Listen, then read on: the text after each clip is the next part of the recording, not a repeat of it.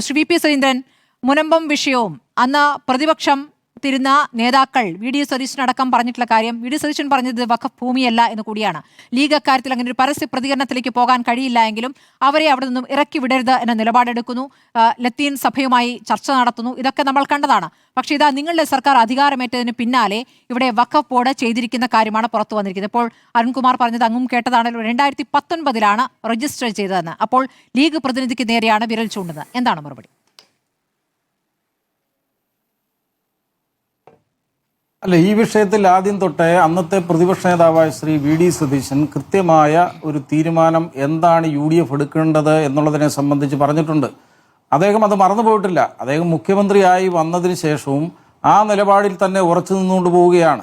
അവിടുത്തെ ഒരാളെ പോലും കുടിയൊഴിപ്പിക്കാൻ പാടില്ല, ജനിച്ച നാട്ടിൽ തന്നെ അവർക്ക് ജീവിക്കുവാനുള്ള അവകാശമുണ്ട്, അവരവിടെ തുടരണം എന്നുള്ളതാണ് ആദ്യഘട്ടം മുതൽ UDF എടുത്ത തീരുമാനം. അതിൻ്റെ ഭാഗമായിട്ട് LDFനെ സംബന്ധിച്ചിടത്തോളം അവിടെ ഒരു കലാപമുണ്ടാക്കി BJPക്ക് നുഴഞ്ഞു കയറുവാനുള്ള ഒരു അവസരം ഉണ്ടാക്കി കൊടുക്കുകയാണ് യഥാർത്ഥത്തിൽ പിണറായി വിജയൻ അന്ന് ഭരിച്ചുകൊണ്ടിരുന്നപ്പോൾ യഥാർത്ഥത്തിൽ ചെയ്തുകൊണ്ടിരുന്നത്.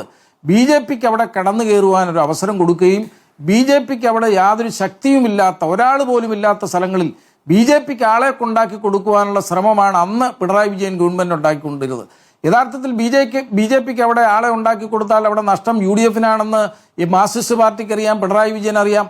അപ്പോൾ അവിടെ യഥാർത്ഥത്തിൽ ഒരു വർഗീയ കലാപം ഉണ്ടാക്കുവാനും BJPക്ക് ആളെ ഉണ്ടാക്കി കൊടുക്കുവാനും അങ്ങനെ UDFന്റെ ശക്തി ക്ഷയിപ്പിക്കുവാനും വേണ്ടി അന്ന് ശ്രമം നടത്തിയപ്പോഴാണ് മുസ്ലിം ലീഗ് അടക്കമുള്ള UDFലെ പ്രധാനപ്പെട്ട കക്ഷികൾ രംഗത്തിറങ്ങി ലത്തീൻ സഭയുടെ ബിഷപ്പുമാരെ നേരിൽ പോയി അങ്ങോട്ട് പോയി കണ്ട് ഇവിടെ മതസൗഹാർദ്ദം വേണം, ഞങ്ങൾ നിങ്ങളോടൊപ്പമാണ്, നിങ്ങളെ ഒഴിപ്പിക്കുവാൻ ഒരു കാരണവശാലും സമ്മതിക്കില്ല എന്ന് പറഞ്ഞുകൊണ്ട് അവിടെ ഒരു ശാശ്വത പരിഹാരത്തിന് വേണ്ടി എല്ലാവരും കൂടി UDFകാരെല്ലാം കൂടി ശ്രമിച്ചിട്ടുള്ളത്.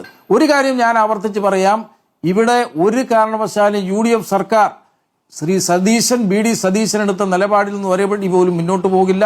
കോടതിയിലുള്ള സങ്കീർണമായ വിഷയങ്ങൾ എന്താണെന്ന് പരിശോധിച്ച് അതിന് പ്രതിമരുന്നുണ്ടാക്കുവാൻ ഈ സർക്കാർ പ്രതിജ്ഞാബദ്ധമാണ്. ആ ലക്ഷ്യത്തിലേക്ക് മുന്നോട്ട് പോകും. ഇതിൻ്റെ പേരിൽ എന്തെങ്കിലും നേട്ടമുണ്ടാക്കാൻ വേണ്ടി ശ്രമിക്കുന്ന CPMന്റെ നോമിനിയായ വഖഫ് ബോർഡ് ചെയർമാന്റെ ഇപ്പോഴത്തെ തീരുമാനം ഒരു കാരണവശാലും അംഗീകരിക്കാൻ കഴിയില്ല. അതെങ്ങനെ നിയമപരമായി നേരിടണം എന്നുള്ളതിനെ സംബന്ധിച്ച് ഗവൺമെന്റ് കൂടിയാലോചിച്ച് ചെയ്യും എന്നുള്ള കാര്യത്തിൽ എനിക്ക് ഉറപ്പുണ്ട്.